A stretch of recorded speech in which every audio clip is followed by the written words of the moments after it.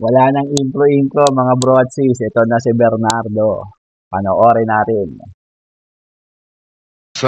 And honorable members of the Blue Ribbon Committee.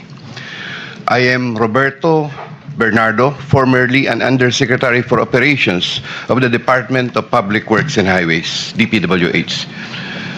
I was summoned to appear today before the Honorable Blue Ribbon Committee and required to testify in connection with its ongoing inquiry in aid of legislation into the reported anomalies in certain DPWH projects, flood control projects.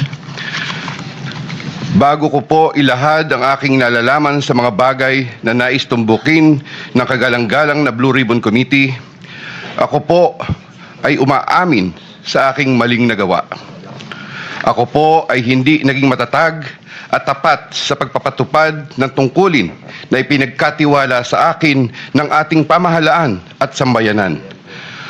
Taus-puso at puno ng pagsisisi na ako po ay humihingi ng kapatawaran sa Diyos, sa ating bansa at mga kababayan, gayon din sa aking pamilya, mga kaibigan at sa lahat ng aking binigo.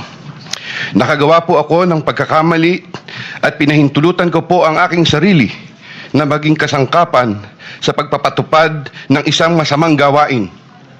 Handa po akong gawin ang lahat ng nararapat upang maiwasto ang aking kamalian at maiwasan na ito'y mangyaring muli. I wish to assure the Honorable Blue Ribbon Committee of my full cooperation with the investigation.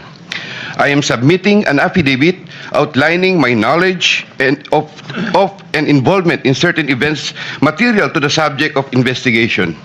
Moreover, I will disclose and expound on related incidents within my personal knowledge, mindful not only of the materiality of my testimony, but also of my rights, as well as fearful of what effects my disclosures will have on my family's safety and well-being.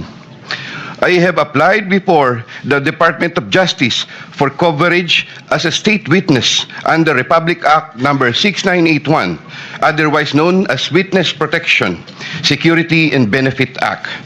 I hope the Honorable Blue Ribbon Committee will find merit in my application and favorably endorse the same to the DOJ.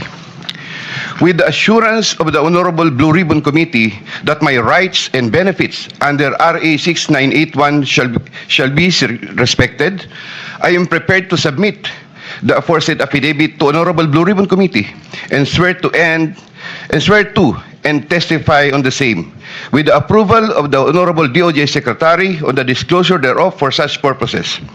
The highly sensitive nature of the disclosures made in my affidavit cannot be stressed enough. These deal with involvement in irregularities of 4 senators and 1 congressman, 1 member of a constitutional commission, and 1 undersecretary, seriously undermining public trust in 2 out of 3 branches of our government and a constitutional body, thereby posing a significant threat to our national security as it may lead to political instability, which may weaken the ability of the government to function effectively. 25 of September 2025, Makati City, Metro Manila. And this, Mr. Chair, signed na po ito. So ayun mga bro, ano masasabi nyo rito kay Bernardo? Kakabukingan na. Ay nako. Maybach